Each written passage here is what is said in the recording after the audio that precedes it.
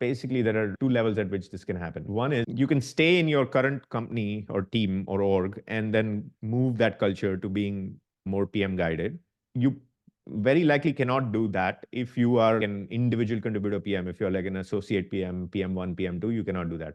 But the moment your title is senior PM, I expect you to start building this skill to be able to do it. And this is essentially a skill of influence. If you are an associate PM and you are in a PM dominated culture or a PM service culture and you want to move to a PM guided culture, the best way to do it is to switch orgs or switch companies.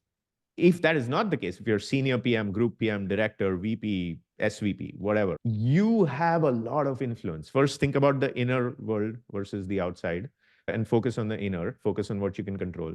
Within that, I'll give you the main tip, particularly if, say, you're in a PM-dominated culture and you're seeing all the problems of the PM-dominated culture. Even though everybody listens to you, you're seeing all the problems. So what do you do to move it to PM-guided? I've done this multiple times. I did it at Twitter once. I did it at Stripe once or twice, at least once, where I became responsible for a team that I realized within the first week that, oh, this is PM-dominated, and I don't like that.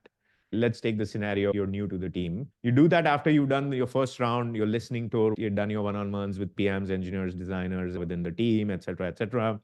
Then at some point you share the following with your other functional counterparts.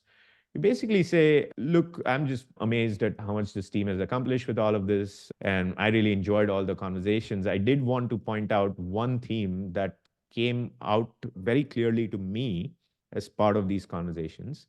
Frankly, I think PMs have too much influence and too much power within this team. The reason you want to say it like that is because it should feel surprising to the other person. Wait, what did he just say? What did she just say?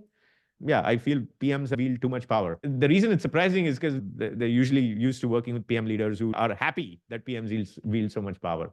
So you're saying something odd, then you might want to give some examples of what you've heard, what you've observed. But you want to follow that up with saying, I don't think that this is a sustainable place for us to be. And what I would like is for this to be more of a turf of equals rather than to have such a hierarchical relationship around who gets a say in the product. So that is the setup.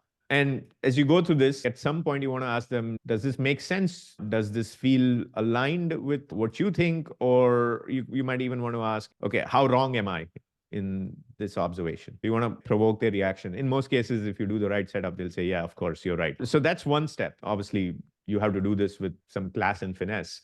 But the point is, once you get the leaders on board, here's the next thing I want you to do. In any team, say the team has 15 engineers, 2 designers, and a few PMs, 3, 4 PMs. Let's just say. In any such team of this size, anywhere, you'll have at least 2 or 3 people out of the 20 people who are not PMs who are actually pretty good at product. So I want you to start elevating them. I want you to start elevating their voice. I want you to have them join the meetings that typically only PMs go to. That's the other kind of tactic at that level that I want you to do.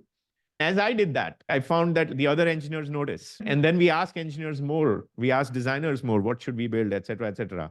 Now, the typical solution that tends to get shared for this, which works, but it's not the only or even the best solution is, well, just take them to customer meetings. And then they will notice the pain of the customer and all of that. The thing is, yes, they'll notice the pain of the customer, but they also have learned helplessness. So you need to get them out of that learned helplessness. Just sending them to customer meetings, which is the solution 90% of times that gets shared, is not actually the main thing. It is helpful, but you have to do some of these other things first.